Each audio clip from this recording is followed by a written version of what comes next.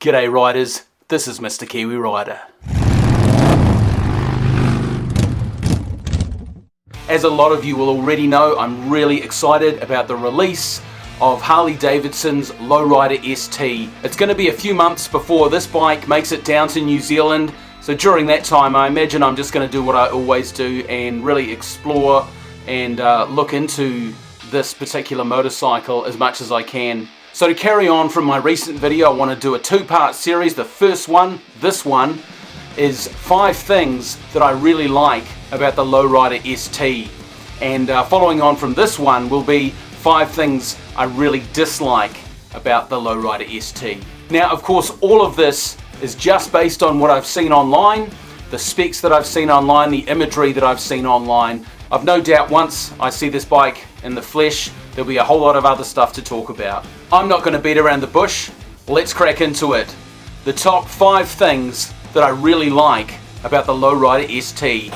Number 5. Number 5 is a simple one, but I really like the fact that this bike is fully blacked out, right down to the primary cover, which on my current bike, the Street Bob, originally came with a chrome primary cover. Number 4. The number 4 thing that I really like about the Lowrider ST is the fact that it has bags. Now, those bags aren't perfect, but I love the fact that it has bags. I can't count the amount of times that I've thought, hey, bags would be awesome on the Street Bobs. So these bags are the clamshell bags, very similar if not the same as the ones currently on the Sport Glide, and I'm confident that I'm going to get a lot of use out of and really enjoy that storage space. Number 3. The number 3 thing that I really like about the Lowrider ST, the gauge. When I test rode the Lowrider ST a little while ago, the analog gauge was low down on the tank. It meant I had to bend my head down quite a lot to see the speed and other details. So what Harley have done with the Lowrider ST is replace those gauges with a digital gauge and placed it on the handlebar stem. So that's in a more heads-up position. I have the same gauge or similar currently on my Street Bob and I love it. Just a simple interface, scroll through the different settings, the different readings, very, very easy.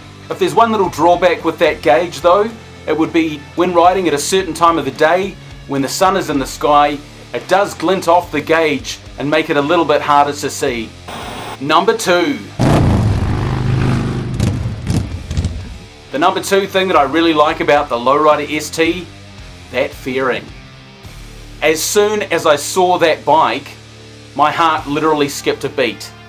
That fairing, that retro throwback 80s look FXRT style fairing, just blew my mind. As I said in a recent video, I had been looking at times for a fairing like that I might have been able to mount to the Street Bob but never found one. So seeing that fairing, that beautiful, almost cyberpunk looking fairing on that Lowrider S foundation, it was love at first sight.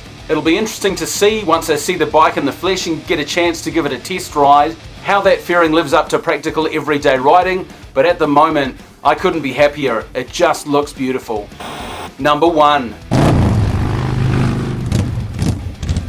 The number 1 thing that I really like about the Lowrider ST, it's built on a Lowrider S. A year or 2 ago I took the Lowrider S for a test ride and found it to be a gutsy, nimble, performance style cruiser. I really, really liked it, but at the time I thought it was just a little bit too much like the Street Bob to warrant looking into it any further or upgrading, and I've been really happy with the Street Bob anyway. But now, the fact that they've taken a Lowrider S, which was a stunning bike to ride, and added these touring aspects to it. Now, here in New Zealand, and I've said this before, we don't really have a straight road in the place.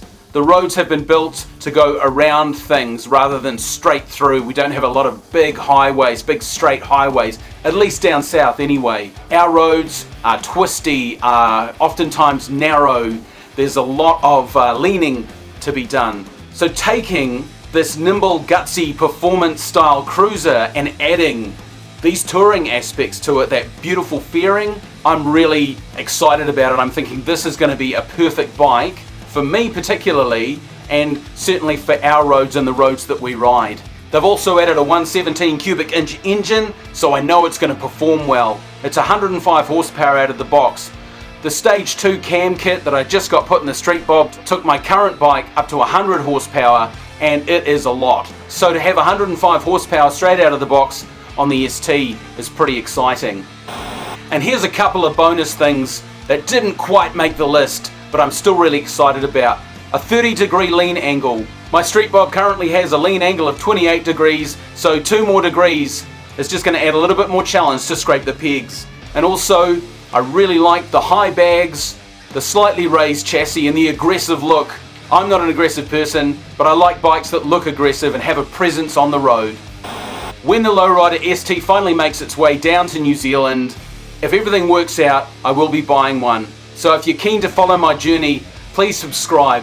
It's free to do so. And keep an eye out for an upcoming video, 5 things I really dislike about the Lowrider ST.